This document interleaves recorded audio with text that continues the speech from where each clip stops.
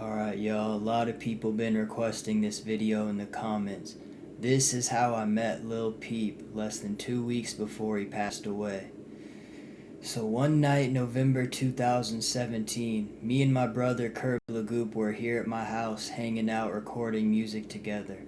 The next morning we woke up and Lil Peep FaceTimed Kirby. He said that he was in Tampa and Ybor about to get a tattoo, and he had a show later that night at the Orpheum. He wanted us to pull up. So me, Curb, my friend Nick, later that afternoon, we all drove to Ybor to the tattoo shop where Peep was getting tattooed. We walk inside the tattoo shop and meet Lil Peep and his entourage. Peep was getting tattooed by an artist named Colt, who passed away earlier this year. Rest in peace, Colt. But Peep was getting his Layla tattoo covered up on his upper arm. He was getting it covered up with a big tribal tattoo. So while Peep was getting tatted, his entourage decided they wanted to go check out the venue ahead of time before he performed. So everyone except me, Peep, and his tattoo artist went into the Orpheum to check out the venue. I was in there with Peep for about half an hour while he was getting tatted, and we talked about a bunch of different rock bands that we both grew up on. We both had a lot of similar music tastes. Like I grew up on a lot of classic rock and 90s, 2000s rock. Anyways, Peep finished getting his tattoo, and then we all go onto the tour bus. We all go onto the tour bus a few minutes before he performs, and then we all walk to the back of the Orpheum. We're going in to perform through the back. While we were walking in there, I realized I had a big buck knife in my pocket. And I was telling everyone, like, shit, I have this big knife in my pocket, I forgot about it. And Peep was like, just give it to me.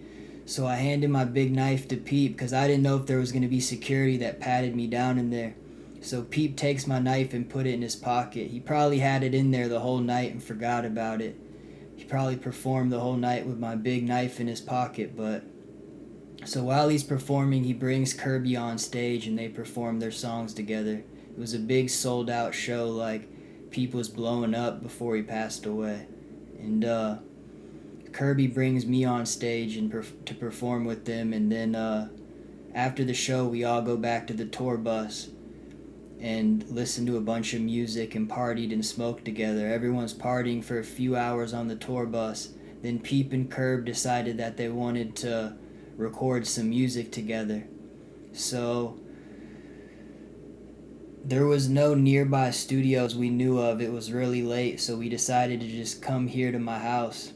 Right where I'm sitting right here is where Peep recorded one of his final songs, I Can't Feel My Face, featuring Curb Lagoop and MacNed. They recorded it right here. We were hanging out at my house for a few hours, smoking, just hanging out till about 3 a.m. And then Peep said that they had to go back. Peep's manager was saying that they had to go back because they had to head to Miami the next day. But Peep said that he would be back to Florida in for a few months after his tour, and that he'd see us then. Unfortunately, he passed 10 or 11 days after that night. Rest in peace, Lil Peep, the legend. I still listen to his music every day, just like I did before he died. And one of my favorite artists of all times. Rest in peace, Lil Peep.